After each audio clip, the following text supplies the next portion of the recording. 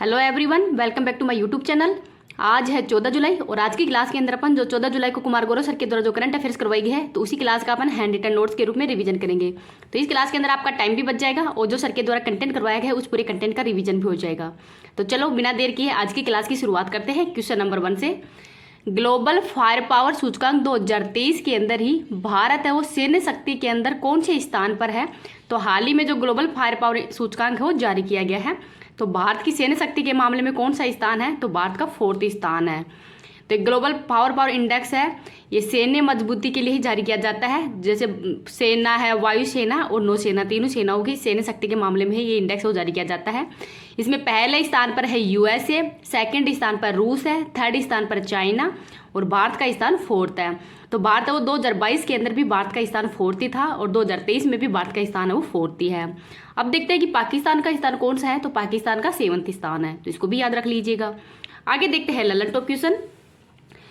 Global peace index के अंदर भारत की रैंक 126वीं है और विश्व खुशहाली या फिर जो ग्लोबल पीस है ये ऊपर भी लिखवा दिया था मैंने, शांति सूचकांक के अंदर ये दोनों में सेम है, भारत की रैंक 126वीं है। ग्लोबल जेंडर गैप इंडेक्स के अंदर भारत की रैंक है वो 127वीं है।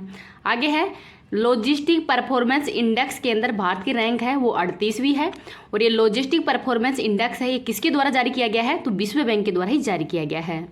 नेक्स्ट देखते हैं HDI इंडेक्स में भारत की रैंक कौन सी है, तो 132वीं है। HDI इंडेक्स है वो किसके द्वारा जारी किया जाता है, तो UNDP के द्वारा जारी किया जाता है। HDI इंडेक्स है वो कितने आधारों पर जारी किया जाता है, तो 3 आधारों पर जारी किया जाता है। तो आधार भी देख लेते हैं, प्रति व्यक्ति आय, जीवन प्रत्याशा और साक्षरता के आधार पर ही HDI इंडेक्स वो जारी किया जाता है। तो इसको भी याद रख लीजिएगा, वेरी इंपॉर्टेंट है। इस क्लास की PDF है वो टेलीग्राम पे मिल जाएगी। टेलीग्राम का लिंक इस वीडियो के ही कमेंट सेक्शन के अंदर मैं डाल दूंगी, तो वहाँ से आप इसकी PDF प्राप्त कर सकते हैं। अगर आपको ये वीडियो पसंद आ रहा है तो प्लीज़ आप इसको ज़्यादा से ज़्यादा लाइक एंड शेयर कर देना। अभी तक चैनल पे नए हो, चैनल को सब्सक्राइब नहीं किया तो चैनल को सब्सक्राइब भी कर लेना। ये क्लास आपको रोज़ जो सर के द्वारा जैसे जिस डेट को करवाई जाती है उसी डेट को रिविजन करवाती हूँ मैं रोज़। अब देखते हैं क्वेश्चन नंबर 2। कृत्रिम बुद्धिमत्ता आधारित स्टार्टअप XAI है वो किसने लॉन्च की है, तो जो एलन मस्क हैं इनके द्वारा ही ये स्टार्टअप है इसको लॉन्च किया गया है। तो XAI है ये क्या है, तो ये आर्टिफिशियल आधारित एक स्टार्टअप है। इसको लॉन्च तो जो स्पेस एक्स कंपनी है जो किसके संस्थापक है एलन मस्क, इनके द्वारा ही इसको लॉन्च किया गया है। और इसको लॉन्च करने का उद्देश्य क्या है, तो जो ओपन AI स्टार्टअप है इसको काउंटर करने के लिए ही ये लॉन्च किया गया है XAI। तो AI की परिभाषा क्या होता है, तो मशीन व मानव, जो मशीन है वो मानव मस्तिष्क की तरह ही व्यवहार करने लग जाए वो AI कहलाती है। तो AI मतलब क्या होता है, आर्टिफिशियल इंटेलिजेंट। तो इसको भी याद रख लीजिएगा। अब देखते हैं कि जो ChatGPT है वो किसने लॉन्च किया है, तो ओपन AI के द्वारा ही लॉन्च किया गया है। और इस ओपन AI को काउंटर करने के लिए ही एलन मस्क के द्वारा XAI स्टार्टअप है वो लॉन्च किया गया है।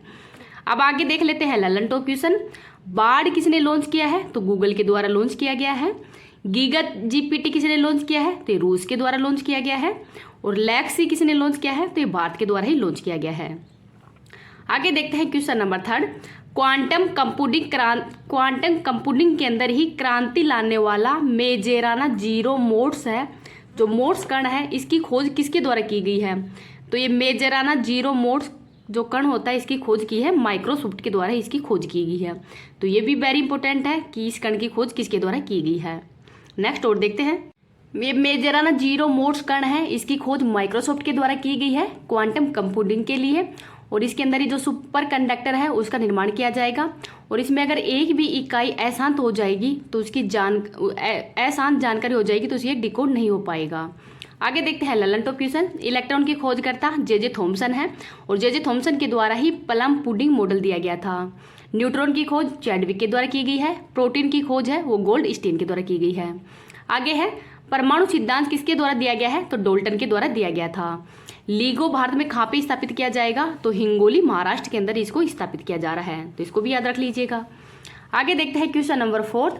किस देश की सरकार के द्वारा ही सुप्रीम कोर्ट की जो शक्ति है उसको सीमित करने वाला ही जो विवादित विधेयक है उसको मंजूरी दे दी गई है, तो इजराइल सरकार के द्वारा ही जो विवादित विधेयक उसको मंजूरी दे दी गई है। तो इस विधेयक में क्या क्या बताया गया है वो भी देख लेते हैं। तो जो विवादित विधेयक है ये इजराइल की जो संसद है नीसेट उसके द्वारा ही मंजूरी दे दी गई है और इजराइल के वर्तमान में प्रधानमंत्री है बेंजामिन नेतन्याहू। तो इस विधेयक के अंदर ही जो सुप्रीम कोर्ट की जो शक्ति है उसको सीमित कर दिया गया है और कितने आधारों पर लाया गया है, तो लोकतंत्र इसमें मजबूत होगा, नागरिकों के अधिकारों पर कोई इफेक्ट नहीं पड़ेगा, सरकार की जो कार्यपालिका शक्ति है उसके अंदर वृद्धि होगी और सुप्रीम कोर्ट है वो किसी भी जो सरकार की कार्यपालिक शक्ति है उसमें हस्तक्षेप नहीं कर पाएगा। तो सुप्रीम कोर्ट की जो शक्ति है उसको कम करने के लिए ही ये विधेयक लाया गया है। अब देखते हैं ललन टॉप क्वेश्चन, संविधान के किस अनुच्छेद के अंदर ही सर्वोच्च न्यायालय को पूर्ण न्याय का अधिकार दिया गया है, तो अनुच्छेद नंबर 142 में। सुप्रीम कोर्ट के किस अनुच्छेद के अनुसार ही एक अभिलेख न्यायालय है, तो अनुच्छेद नंबर 129 के तहत। सुप्रीम कोर्ट के पहले स्थापना दिवस और मुख्य अतिथि कौन है, तो ये सुंदरेश मेनन है जो कि सिंगापुर के जो न्यायपालिका है, सिंगापुर की न्यायपालिका है सुप्रीम कोर्ट, उसके मुख्य न्यायाधीश हैं। तो ये वर्तमान में इसके कौन थे, मुख्य अतिथि थे। आगे है राष्ट्रपति के चुनाव से संबंध विवाद होने पर इसका निपटारे की शक्ति है वो सुप्रीम कोर्ट के द्वारा ही की जाती है। कौन से अनुच्छेद के तहत की जाती है, तो ये आपको कमेंट सेक्शन के अंदर बताना है। आगे देखते हैं क्वेश्चन नंबर 5, विश्व चुनाव निकाय संघ ए वेब के कार्यकारी बोर्ड की जो 11वीं बैठक है इसका आयोजन कहाँ पे किया गया है, तो कोलंबिया के अंदर इसका आयोजन किया गया है। तो ए वेब क्या है, AWEB, तो ये विश्व चुनाव निकाय संघ है जिसकी स्थापना 2013 के अंदर ही की गई थी, तो इसको भी याद रख लीजिएगा। तो ये स्थापना क्यों की गई थी, तो निष्पक्ष चुनाव व स्थायी लोकतंत्र की स्थापना के लिए इसकी स्थापना की गई है। इसके कार्यकारी बैठक है जिसकी 11वीं बैठक का आयोजन कोलंबिया में किया गया है। भारत की तरफ से इसमें राजीव कुमार के द्वारा भाग लिया गया है जो कि वर्तमान में मुख्य चुनाव आयुक्त हैं। भारत 2019-20 की अध्यक्षता है वो भारत के द्वारा की गई थी AWEB की, तो ये भी याद रख लीजिएगा। अब देखते हैं कि COP 15 का आयोजन मॉन्ट्रियल कनाडा में किया गया है और इसकी अध्यक्षता चाइना के द्वारा की गई थी और ये किससे संबंधित है COP 15, तो जैव विविधता से संबंधित है। नेक्स्ट है G7 व क्वाड है, इसका आयोजन कहाँ पे किया गया था, तो जापान के हिरोशिमा के अंदर ही इसका आयोजन किया गया है।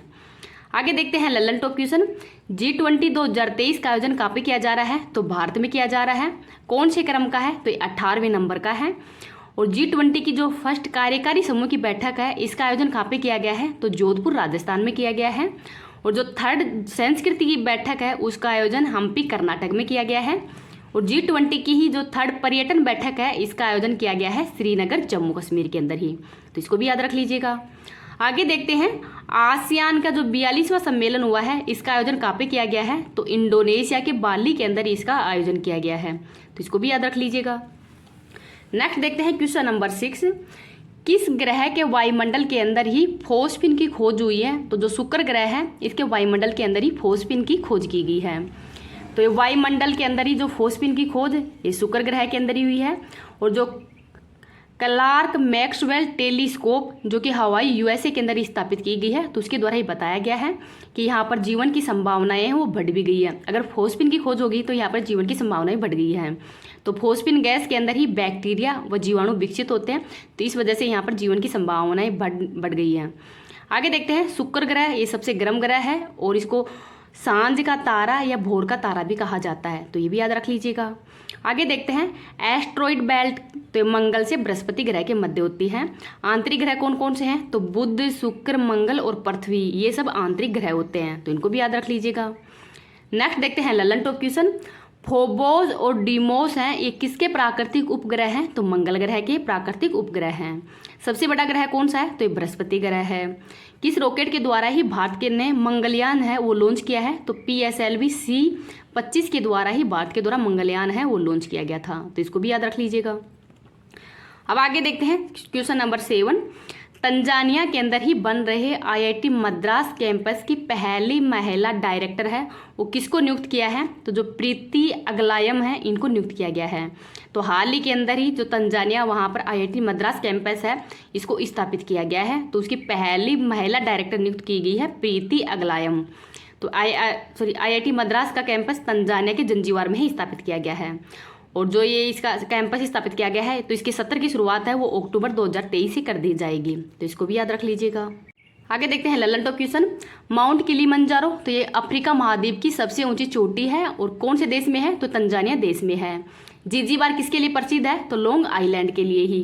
प्रोजेक्ट काटूरू तो IIT मद्रास के द्वारा शुरू किया गया था एयर पोल्यूशन के लिए।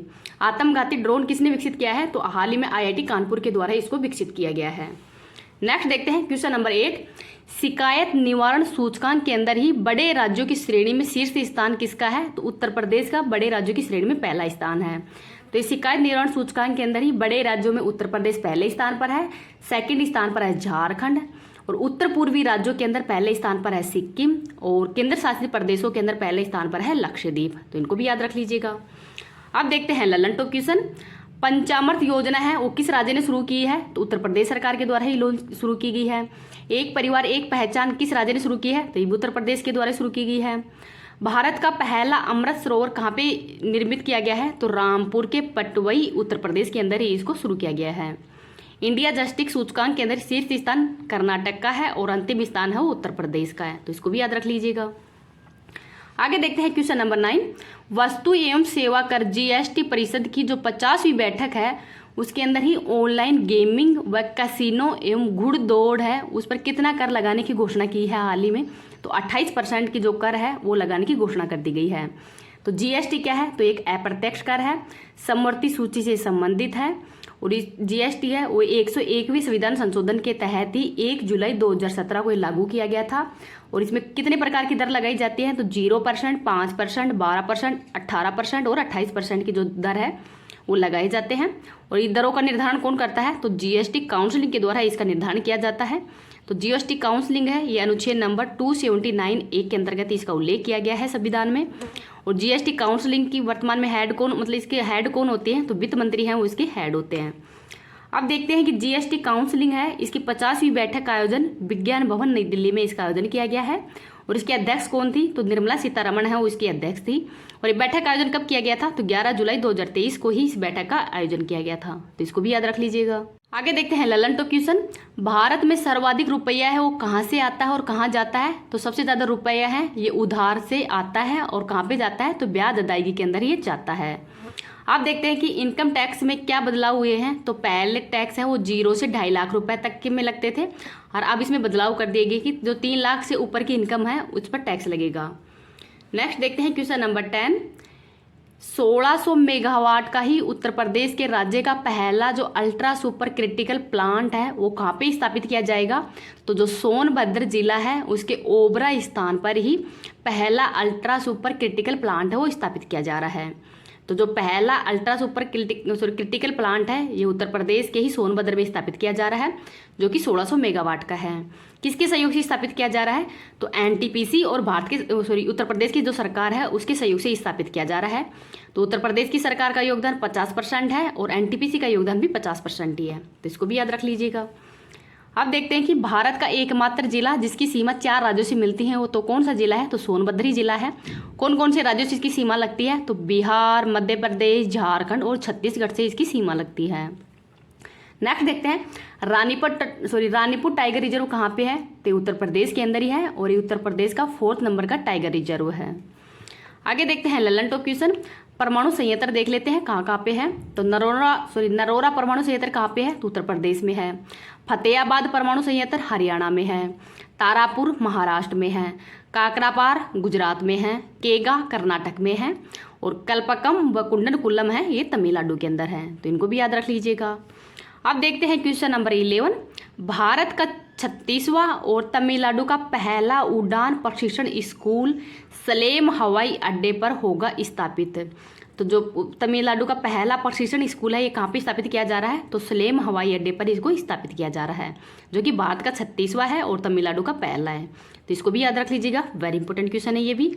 अब आज की क्लास है वो यही समाप्त होती है। आपको एक क्लास कैसी लगी है प्लीज़ कमेंट सेक्शन के अंदर बताना है। आप बोल रहे थे कि जो जून महीने की जो करंट अफेयर्स है जो क्लास नोट्स हैं उसकी PDF तो मैं पहले एक बार फ़ोटो खींच भी चुकी थी, लगभग 100 से अधिक पेजों की फ़ोटो थी उसके अंदर, पर वो फ़ोटो मेरे से डिलीट हो गई है। तो मैं आज या कल आपको भेज दूँगी, क्योंकि मैं भी कर रही हूँ वापस उनको फ़ोटो दोबारा से खींचूँगी फिर आपको भेज दूँगी। तो उसके लिए सॉरी, मैंने पहले ही भेज देती पर इस बार थोड़ी लेट हो गई हूँ। तो उसके लिए आप टेंशन मत लो, मैं भेज दूँगी। बस आपका तो एक ही काम है, तो इस क्लास को आप ज़्यादा से ज़्यादा लाइक और शेयर कर देना। अभी तक चैनल को सब्सक्राइब नहीं किया तो चैनल को सब्सक्राइब भी कर लेना।